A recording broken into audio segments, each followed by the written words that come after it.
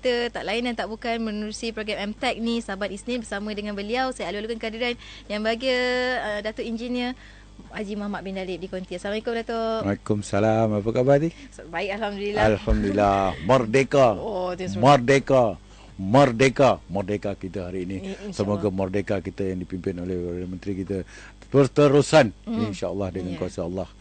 Dan kita di sini untuk memberikan tajuk kita pun berkaitan dengan merdeka juga. Betul. Adakah anda merdeka memandu kereta di jalan raya? Betul. Merdeka satu perkara. Keduanya dasar hati sejiwa ke belum? Bila memandu tu. Bila berada di atas jalan raya, adakah anda sebagai pemandu sehati sejiwa bila memandu? Ya, dan bila cakap tentang merdeka ni Datuk, saya ingat sangat daripada kecil sampai ke besar ni, saya bila kata tentang merdeka ni, saya pertama saya akan terbayang adalah pakaian beruniform. Dan Datuk ada sebahagian daripada itu. Ya, itulah saya rasa salam satu Malaysia, salam kepada peminat-peminat setiap hari Isnin ya, kepada yang menyambut Hari Merdeka hari ini. Kita merasa bangga lah. Yalah, saya ni anak merdeka kan. Betul. Jadi kesusahan yang lalu tu hanya arwah ayah saja yang dapat mengetahuinya lah. Betul. Dan abang-abang saya lah yang lahir sebelum merdeka. Jadi saya ni anak merdeka. Saya cuba pertahankan kemerdekaan negara kita yang ke-58. Betul. Jadi harapan saya kita akan terus merdeka. Merdeka dan merdeka kita. Merdekalah kita berada di mana-mana.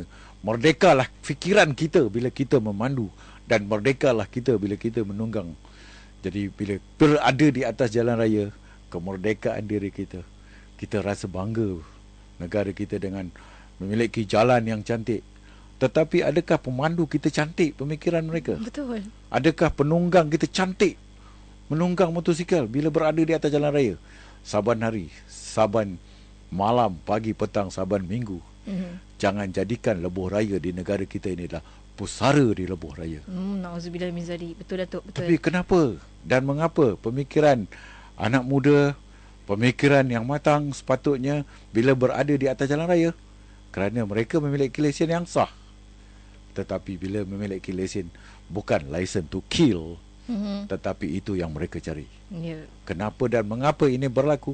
Setiap tahun yang paling sedih lagi, yang paling rasa kecewa, Operasi 7 yang baru saja berlalu ketika Aidilfitri. Kita perhatikan ke semua statistik meningkat. Adakah ini tak cukup kempen? Tak cukup lagi dengan saranan? Tak cukup lagi dengan petunjuk ataupun memberikan warning? Tak cukup ke lagi dengan syarat-syarat yang telah kita berikan kepada pemandu dan penunggang? Tapi kenapa ini boleh terjadi? Adakah anda belum merdeka di luar sana? Ataupun bila memandu je hilang kemerdekaan tu? Ya, mungkin itu. Sebab apabila memandu, dia terasa dialah king on the road. Bila dia menunggang, dia merasakan diri dia enjoy and the king on the road to show the performance. Itulah masalahnya. Dan bagaimana? Mengapa ini berlaku? Ya, dan jawapan-jawapannya akan dikupaskan oleh Yang Bahagia Datuk. Dan untuk anda juga boleh berinteraksi bersama-sama dengan kita sebenarnya Datuk. Ya, kita beri talian juga kepada mereka. Talian kita terus untuk mereka hubungi kita di talian 0362051500 atau di FB kita, facebook.com/ikim.fm dan juga kita punya SMS. Ya, typekan IKIM, jarakkan persoalan anda hantar ke 39111, terus bercakap terus dan juga lontarkan soalan terus bersama dengan Yang Bahagia Datuk. Dan Datuk, hari ni bila cakap tentang merdeka Datuk dah upaskan juga. Salah satunya adalah disebabkan oleh rasa tidak merdeka ataupun pemikiran tidak merdeka pemandu-pemandu di atas jalan raya yang menyebabkan lebuh raya jadi pusara di lebuh raya. Betul. Jadi, mungkin Datuk ada sedikitlah komen lagi. Ya. Kerana apabila dia duduk bersorangan ataupun berbincang ataupun dia berada di hospital, dia merasakan aduh sakitnya kawan tu, terutamanya di ward-ward kecemasan, ED, emergency department, ataupun mereka berada di ward-ward kemalangan. Mereka nampak, woi tak berani aku bawa laju macam tu. Tengok tu, kaki gantung, tangan POP, kaki POP, badan POP. Kenapa? Bersimen ni. Motor bang. Habis nak jawab macam mana? Bila dia melihat, dia merasa takut. Tetapi bila dia duduk atas motor, dia terlupa. Hilang semua takut. Motor boleh beli. Betul? Helmet beli setengah. Motor besar, motor mahal. 1,000 lebih, 100,000 lebih harga motor. Kalau beli yang terpakai pun dekat-dekat nak setengah ratus lah, 50,000 ke atas lah. Tapi beli helmet. Helmet imported tapi setengah. Macam mana yang dikatakan helmet setengah tu? Helmet setengah tu tidak menutupi telinga. Yang senang kita cakap macam helmet seteng ataupun helmet di kalangan rempit dia panggil helmet seteng lah. Yang macam helmet kura-kura setengah tu macam kura-kura tu. Nak tunjuk style. Kerana itu tak lulus daripada sini, tidak dibenarkan. Tak dibenarkan. Tetapi motosikal berada di atas jalan raya hampir 8 juta. Penguatkuasaan, pegawai-pegawai pengangkutan dan juga polis trafik, local authority, ada berapa juta? 100,000 pun tak sampai.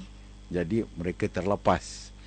Tetapi terlepas mereka, kata patah Melayu pandai-pandai tupai melompat, akhirnya ke tanah jua. Tetapi hari ni tupai tanah lagi hebat. Sebab dia boleh terjun kat tanah, dia boleh naik kat pokok. Dua-dua dia boleh guna. Jadi berhati-hati. Yang kedua, kenapa bila dia naik, lepas dia melihat, dia takut. Dan naik motosikal dia boleh terjadi. Lepas tu dia rasa kesalahan. Kesesalan itu hanya sementara. Bila dia boleh bergerak balik, dia akan terlupa. Ini perkara akan berulang seperti ini. Dan apabila dia melihat kemalangan di sebelah sana, dia ada di sebelah sini, aduh, nampak aksiden. Kedua-duanya nampak, dapat melihat secara terang kemalangan. Sementara setengah jam yang pertama setelah melihat kemalangan tu, dia rasa ngeri ataupun takut. Selepas setengah jam tu, dia tidak akan rasa apa-apa. Dia akan mula memotong semula sebelah kiri, laluan kecemasan atau melebihi lagi pada speed limit yang sentiasa dipamerkan di mana-mana lebuh raya. Lepas geram Datuk, lepas geram tadi dah tunggu lama kan, dia dapat tu kemungkinan terus pecut. Itulah dia. Dan satu masa yang lepas, kenangan jugalah, daripada F1 Sepang, memang saya pergi melihat secara terus melihat racing, dan kita keluar. Waktu tu memang saya bawa motor, tetapi ada motor, ada kereta yang lebih hebat, membayangkan dia seolah-olah ada di dalam litar, tetapi sebenarnya dia berada di atas jalan raya. Tak sampai 10 minit kemudian, saya sampai tengok, melihat macam mana kereta tu aksiden, kemalangan berlaku. Dia potong saya. Selepas tu saya tengok je dia, tapi saya tak berhenti. Kerana walaupun saya motosikal, kerana saya tak akan dapat bantu apa-apa.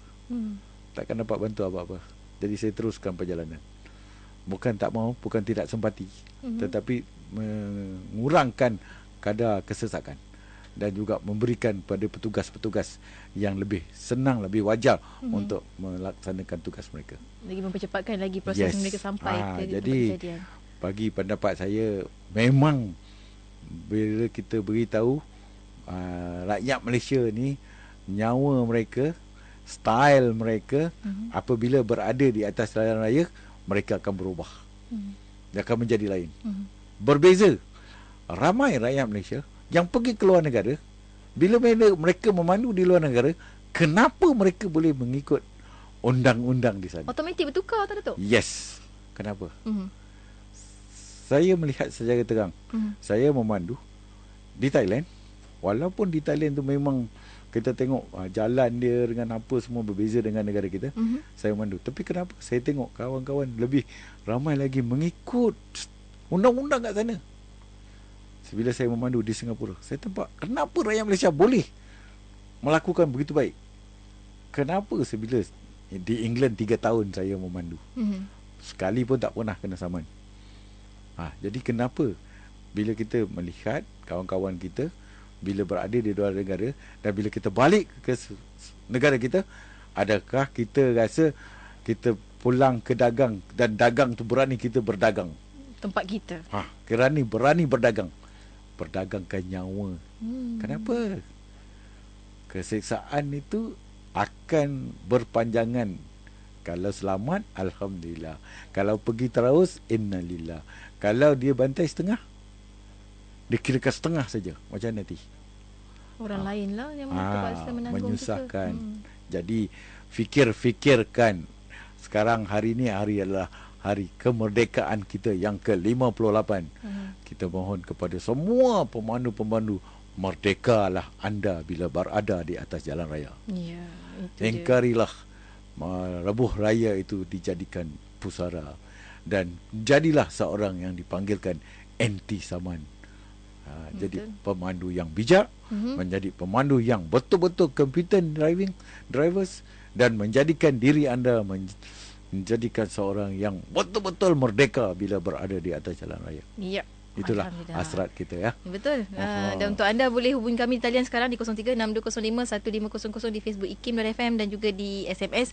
Cumanya Datuk kadang-kadang bila dia kata macam hari ni lah contoh cuti. Bila cuti keadaan jalan agak lengang. Bila keadaan lengang tak juga. Tidak juga. Perbezaannya hari ini hari merdeka. Kalau kita nak bandingkan dengan hari biasa, mungkin adalah 3 hari yang cuti berterusan. Panjang. Berterusan 3 hari. Tetapi nak kata kesesakan mungkin kurang sedikit, tetapi masih banyak kenderaan. Masih banyak kenderaan. Dan saya perhatikan dari tadi, daripada Selayang nak mari ke Jalan Duta ni memang banyak kereta. Masih banyak kereta. Sebab mungkin telah lama saya memandu. Sebelum ni saya suka menunggang dan hari-hari menunggang. Jadi perbezaan di situ saya rasa kalau menunggang hanya 10 minit, tapi memandu hanya memakan masa hampir 35 minit. Ini saya rasa begitu lama lah. Jadi banyak kereta lah. Banyak kereta maksudnya tu. Cuma kadang-kadang ni bila keadaan lengang, Datuk, orang ambil dia peluang sebagai lesen nak memandu laju. Itu boleh kita lihat bila kita berada di lebuh raya ataupun di mana-mana jalan saja. Bila nampak pemandu tu memotong kiri kanan, biarlah mereka. Pegawai ada. Tak perlu risau. Jangan kita babitkan diri kita untuk mengikuti mereka. Itulah bahaya. Itu dia. Dan kita nak raikan rakan pemanggil kita di talian terlebih dahulu di 0362051500. Harap bersedia. Assalamualaikum, siapa talian? Halo, Assalamualaikum. Waalaikumsalam. Siapa tu? Saya Ikram daripada Kedah. Silakan Cik Ikram. Boleh tak Datuk bagi tahu saya macam mana cara-cara seandainya kalau kita berada dalam keadaan kecemasan, contoh kalau kita mengantuk ke, tayar pecah ke, tak ada highway ke, ataupun apa-apa yang boleh menyebabkan kemalangan, cara untuk mengelakkannya. Okey. Cara nak menyelamatkan kenderaan dan harta serta nyawa. Ya, saya. InsyaAllah. Terima kasih. Assalamualaikum. Salam. Respon terlebih dahulu Datuk. Itulah memang bijak. Bagus soalan ni. Bagaimana untuk kita mengelak supaya kita ni boleh terbabit daripada kelompok ataupun terbabit dalam kemalangan, ataupun kita membuatkan kemalangan seperti terbabas ataupun apa saja. Ketika memandu kita mengantuk, ketika memandu kita panik, untuk menghilangkan ni semua kenapa dan mengapa. Okey, ada beberapa faktor. Kalau sejarah saya memandu, saya dah memandu hampir 41 tahun. Oh, Alhamdulillah. Banyak tu, lama tu. Pengalaman mesti banyak. Jadi umur saya betul-betul 17 tahun saya dah memiliki lesen. Jadi saya rasakan pengalaman saya sehingga hari ni, hanya yang selalu saya ni bawa masuk hospital adalah motosikal. Memandu Alhamdulillah sehingga hari ni memang saya kira kosong. Kosong. Memang dalam record memang kosong, tak ada apa-apa punya. Tak ada masalah bersih. Alhamdulillah. Alhamdulillah. Jadi bagaimana kita nak mengelak daripada kita terbabit dalam kemalangan? Okey, yang pertama kita nak cerita tayar pecah. Ketika kita memandu, bagaimana kenderaan ini boleh meletup tayar dia sedang memandu? Yang pertama adalah yang akibat daripada tekanan angin pada tayar tidak seimbang. Kepanasan di atas jalan raya melebihi daripada biasa, menyebabkan tekanan tayar berubah begitu pantas, menyebabkan dia boleh meletup.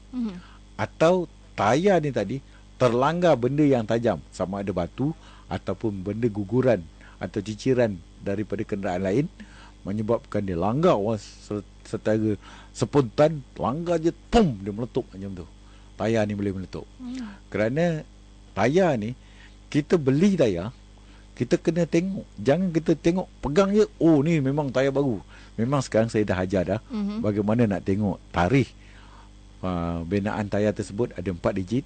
Kalau perkataan 2, 3, 1, 5, maknanya minggu ke 23, 15 tu adalah tahun 15. Bermakna tayar baru. Terus saja pasang. Bukan macam tu. Kita kena ambil tangan kanan ke ataupun tangan kiri, masukkan di dalam rongga di bahagian dalam tayar tu, dan kita gosok dia. Tangan boleh cuci, jangan risau. Gosok dia, kita akan rasa kelicinan bahagian dalam. Kelicinan, kerana tayar baru dia berminyak.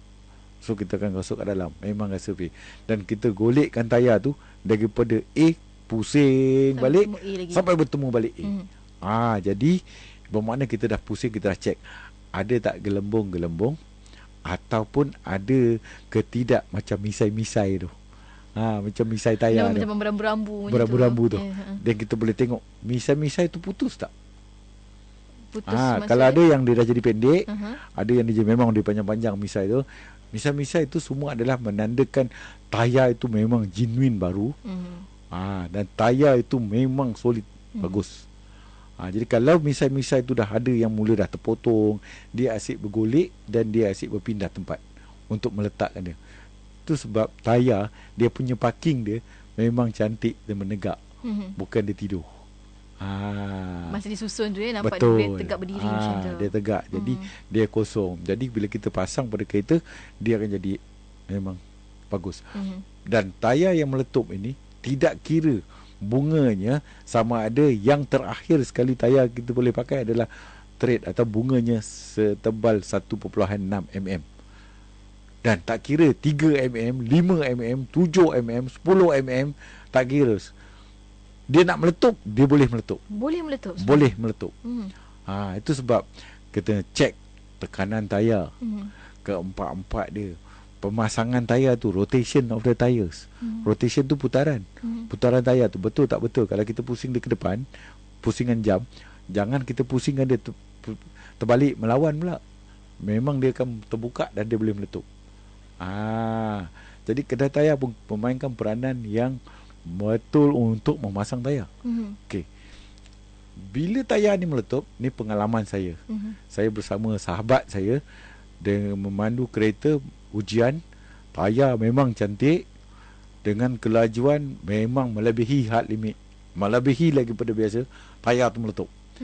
Dan saya boleh pandu kereta tu sebaik mungkin sehingga rim itu pun tidak bercalar. Macam mana Datuk kawan? Inilah saya nak cerita. Ni pengalaman saya ni berlaku di highway Utara Selatan.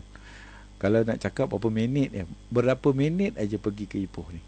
Minit je pergi Ipoh. Dari Kuala Lumpur. Daripada Putrajaya pergi Ipoh minit aja. Jadi tayar meletup ketika nak balik.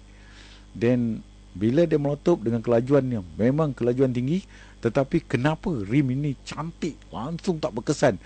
Bila bawa pergi workshop kata, betul ke tengah laju ni macam laju? Tengok tayar rim langsung mark pun tak ada. Macam mana? Tayar ni bukan run flat tayar, bukan. Tayar biasa. Sebab kes ni berlaku hampir-hampir 7 tahun yang lalu. 7 tahun yang lalu, kata silap saya lah. Tahun 08. Jadi pegang steering ni kuat-kuat. Bila meletup, memang kita akan terasa yang meletup ini adalah tayar depan sebelah kanan. Boleh rasa, boleh bezakan memang dia tarik kuat sekali. Dia tarik kuat. Kalau kita panik, kita akan tekan brake. Terkejut, tekan brake. Bila tekan brake, kereta ni akan angkat. Kereta ni tak ada plate nombor, kereta baru. Memang dia tekan brake, memang dia terbang. So saya akan pegang dia kuat-kuat, kuat-kuat. Brake pun tidak, apa pun tidak. Tapi kerana gear dia tu gear auto, so saya tarik daripada D kepada 3. Kita tarik gear lagi sampai gear kedua. Sampai gear kedua dia akan pergi melorot je. Bertambah slow sehingga berhenti di paling tepi sekali, yang paling selamat. Dan sempat kita tukar tayar tayar simpanan. Waktu tu masih ada lagi kereta mahal, ada lagi tayar simpanan, yang nipis punya. Tetapi hari ni kereta mahal tak ada ke tayar simpanan. Dia hanya pakai gas. Jadi nak mengajar di sini, pegang steering kuat-kuat, jangan tekan brake, tukar gear seberapa pantas yang boleh mengikut step. Jangan tarik macam tu, tak boleh. Tarik dia daripada D kepada 3, kepada 2, dia tarik. Jangan pergi kepada L. Jangan pergi kepada L. Pergi kepada L, dia akan lock habis. Takut gearbox pecah. Sebab tengah laju. Dan kita biarkan dia sampai kat 2, dia akan mengelonsor. Dengan kelajuan yang tadi, kenderaan akan perlahan-perlahan. Dan terus ke tepi. Jangan pulas steering. Itu sebab saya ajar pegang steering. Peganglah, kalau kita bulatkan dia, kita duduk dekat jam 6, kita pandang ke depan jam 12, kiri tu 9, kiri lagi kiri 9, kanan 3. Peganglah 3 dan 9 ni. Untuk keselamatan. Bila kita rehat, kita tukar kepada 5 dan 9. Atau kita tukar kepada 7 dan 3. Jangan ke atas. Kalau kita pegang dekat 11, kita pegang dekat 2, bila kita break, kita akan paut. Bila paut, kenderaan akan oversteer atau understeer. Okey. Dalam hujan, kita langgar. Ni berlaku dalam hujan. Tayar tekanan semua betul. Empat-empat betul. Yang paling baik, kalau tayar baru, sebulan sekali cek tayar pressure. Kalau tayar tu dah setengah atau kurang dari setengah, setiap 2 minggu. Kalau dia kurang lagi pada setengah, paling baik sekali kita perhati waktu nak gerak lah. Nak gerak tu kita perhati ke tayar tu, dia boleh nampak. Ini untuk perjalanan jauh. Kalau perjalanan dekat domestik, tak perlu risau. Domestik antara 50 km tak perlu peningah. Nak balik Seremban hari-hari nak tengok tayar, tak payah. Dia sendiri kasih penuh angin nanti. Sebab dengan kepanasan tu. So kita pandu laju yang biasa. Apabila kita melanggar saja air, kita jangan panik. Kebanyakan kereta yang terbang daripada landasan ataupun daripada laluan track dia tu, akibat daripada membrake terlalu kuat. Bila dia langgar je air punya takungan, kereta akan jadi terkapung. Bila terapung, dia akan mengikut ke mana pulas steering tadi. Itu sebab kalau kita tengok kereta racing, di steering wheelnya dia ada tanda lain putih. Itu yang pukul 12. Dekat pukul 12 tu, steering wheel tu dia akan taruh mark warna putih atau mark warna merah. Tak kira lah apa warna yang kesukaan dia lah. Dia akan mark dekat steering tu. Ini untuk memudah dia mengesan kenderaan itu berada di steering wheel berapa darjah. Adakah oversteer atau understeer. Jadi di sini apabila dia melanggar saja air, kereta terapung, jangan tekan brake. Biarkan kereta tu pergi dengan keadaan apa sekalipun. Tetapi boleh tak orang yang penumpang atau pemandu badan bergoyang dalam kereta? Boleh? Orang lain penumpang yang lain. Berjerit-jerit, bergogar-gogar. Tak boleh lah kena duduk statik. Tak boleh. Dia kena statik, kena diam saja. Tu sebab saya selalu ingatkan kepada pemandu-pemandu, apabila nak membrake ataupun menggunakan brake kecemasan, kena jerit, brake. Jadi semua orang akan sedar. Semua orang akan bersedia. Jadi kalau kita duduk di belakang, kita boleh menyuruk di belakang kerusi. Dan kita bongkok macam kita duduk bongkok. Menyuruk di belakang kerusi. Jadi kita tidak akan terbang. Pegang kerusi kuat-kuat, kita nyuruk ke belakang. Jadi kalau penumpang ke depan, dia ada airbag. Jadi kita tidak perlu risau. Biarlah kereta tu pergi melonsor. Jangan risau, dia tidak akan bawa pergi ke parit. Kalau kat Perak panggil Paris lah kan. Pergi ke parit. Dia tak bawa pergi ke Paris. Atau dia tak akan bawa pergi ke Boston. Boston tu botol lah kan. Jadi dia tidak akan bawa pergi sana. Dia akan pergi terus dan akan rasa seperti sampan. Floating Dia float. Dia akan rasa seperti sampan. Lepas tu kalau kita diam, dia akan gelonsor terus pergi. Kita sambunglah tekan minyak. Tak ada apa-apa. Tetapi andai kata kita break, dia akan jadi sampan, dia akan berpusing dan kita mula pusing steering wheel yang tak tahu arah ke mana. Sama ada oversteer atau understeer, dan kereta mula berpusing. Dan dia akan bawalah ke mana Dia panggilkan momentum tu, ke manalah. Kalau go to Paris lah. Kalau go to Boston, dia go to Boston lah. Ikut kepada mana dia punya CG yang akan tolak. Itu sebab jangan pulas steering. Jangan risau. Apabila kenderaan itu berpusing, kalau cekap pusing, ikut dia pusingan dia. Ikut je ya. Macam orang main drift tau. Bila dia pusing Tak bulat, main drift, dia main donat. Jadi kita tekankan lagi minyak tu supaya dia berpusing, supaya dia counter back. Bila dia dah counter balik, dia dah betul balik, dan kita biarkan. Biarkan minyak tu, jangan tekan lagi. Nanti kereta akan melorot. Tapi kebanyakan mereka, pemandu-pemandu di luar sana, kebanyakannya panik. Lalu tekan brake dengan kuat. Atau tekan minyak lagi. 2 malam yang lepas, saya nampak kawan ni bawa kereta auto. Bila dia reverse, untuk nak buat reverse, nak mengundur ni, memang hampir-hampir saya rasa dalam 15 kaki, kereta belakang dia kosong. Macam mana dia reverse, dia boleh pergi. Bang! Kenapa dan mengapa kereta auto? Saya pun tengok je, nak buat macam mana. Dah langgar pun. Dah langgar. Orang yang kena langgar tu, dekat dalam kereta ada lagi. Allah. Dia panik, dia tengok kereta tu datang. Dia tak boleh jawab apa. Saya duduk memandu je ni, saya tengok je. Kena, mesti kena. Bam, kena. Memang betul kena. Kerana panik. Sepatutnya dia 2 orang dalam kereta ni, bila kawan ni panik, pemandu yang sebelah co-pilot ni boleh jerit, break. Kawan ni tadi dia tak break, dia tekan minyak lagi untuk reverse. Kalau dalam keadaan macam tu Datuk, boleh ke orang sebelah ni tiba-tiba tak angkat handbrake? Memang boleh. Kalau juga, macam tu memang kalau dia tarik handbrake, tapi waktu reverse handbrake tak berapa cengkam. Betul juga. Cengkaman waktu reverse dia tidak begitu kuat. Dia hanya forward dia yang bagus.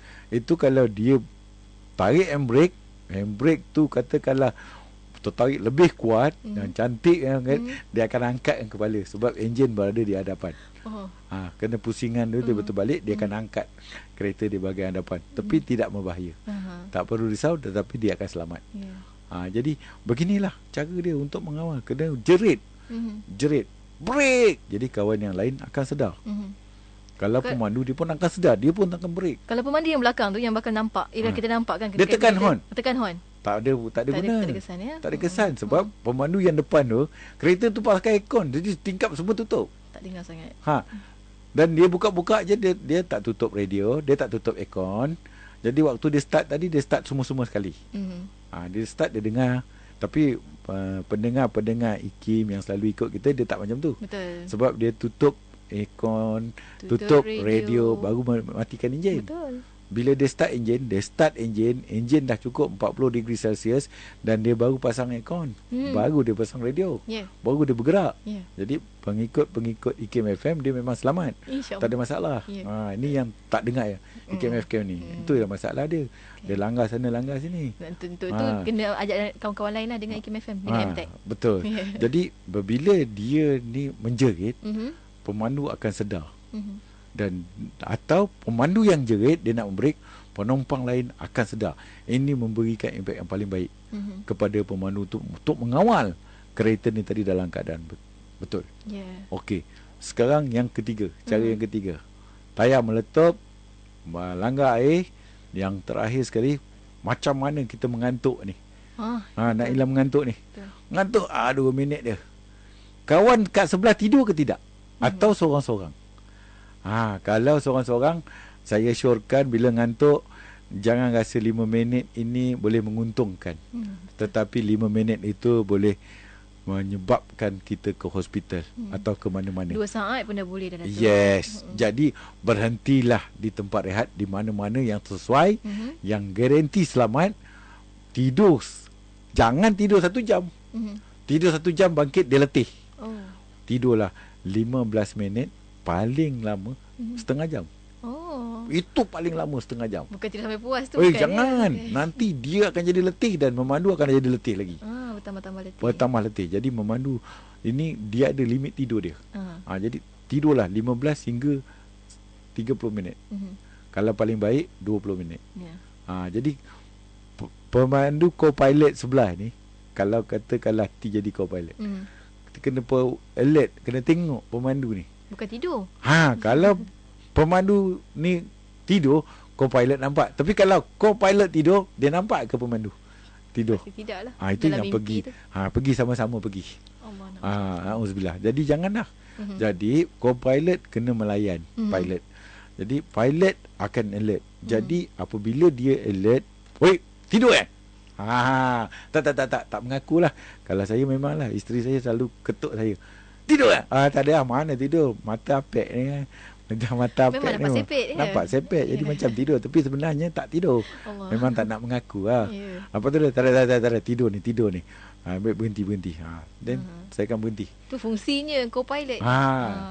Tu takkan tidur. Tidur, dan saya cakap dia bagi saya tidur 15 hingga 20 minit.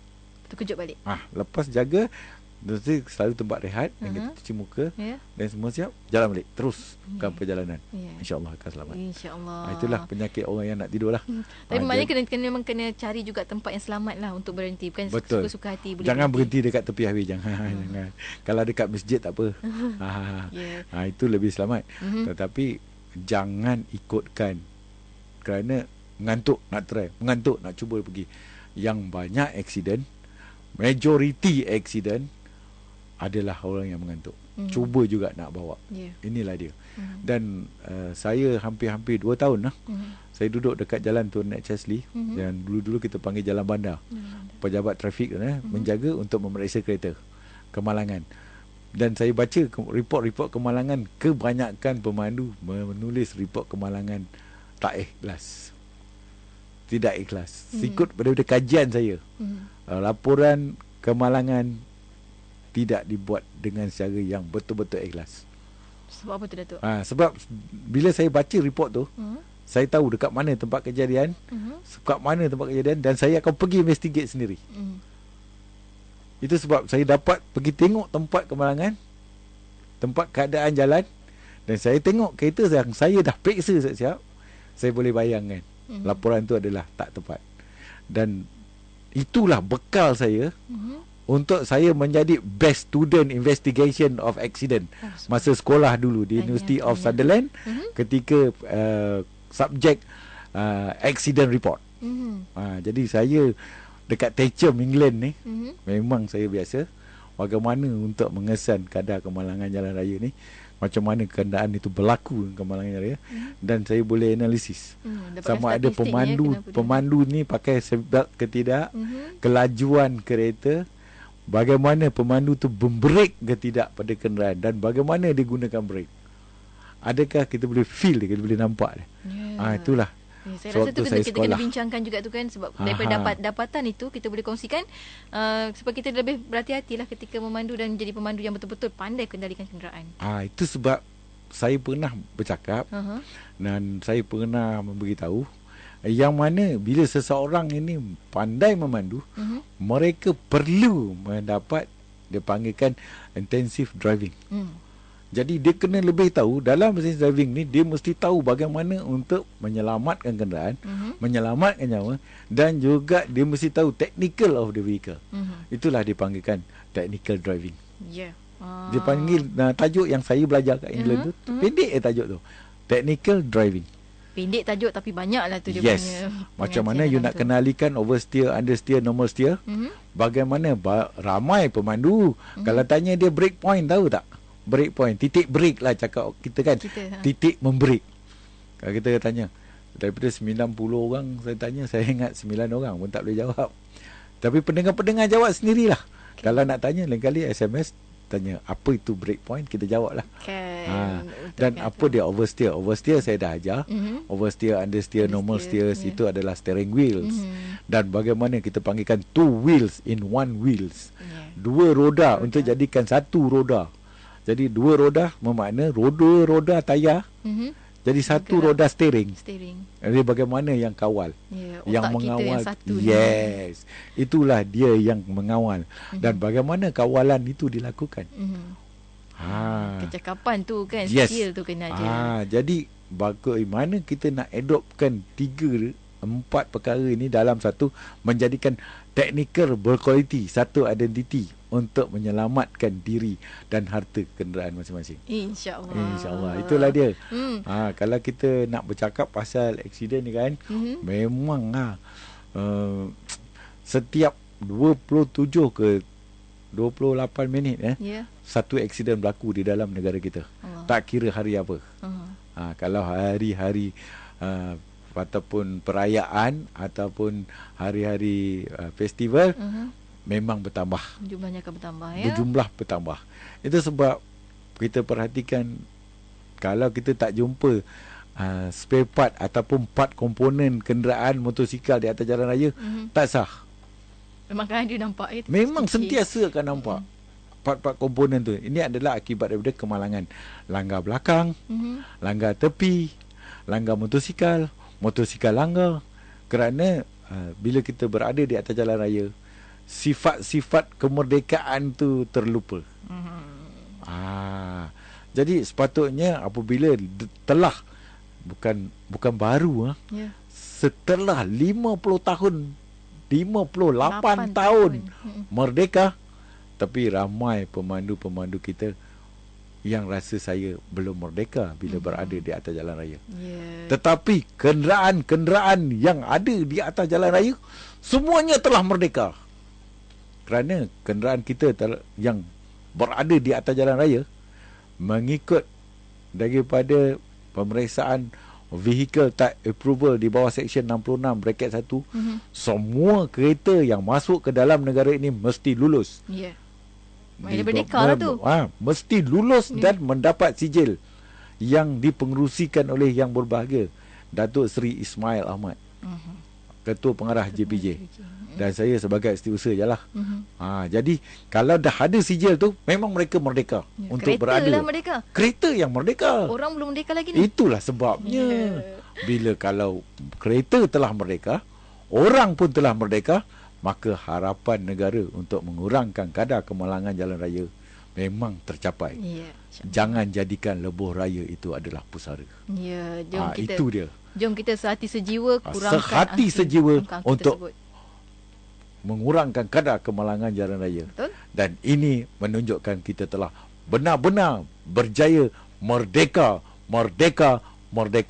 Setakat ni dulu bersama saya masa telah cemburui kita. Betul. Dan setakat ni dulu, kita jumpa lagi di hari dan waktu yang sama setiap hari Isnin jam 3.15 hingga 3.45 petang. Bye bye. Assalamualaikum. IKIM FM, lain dari yang lain.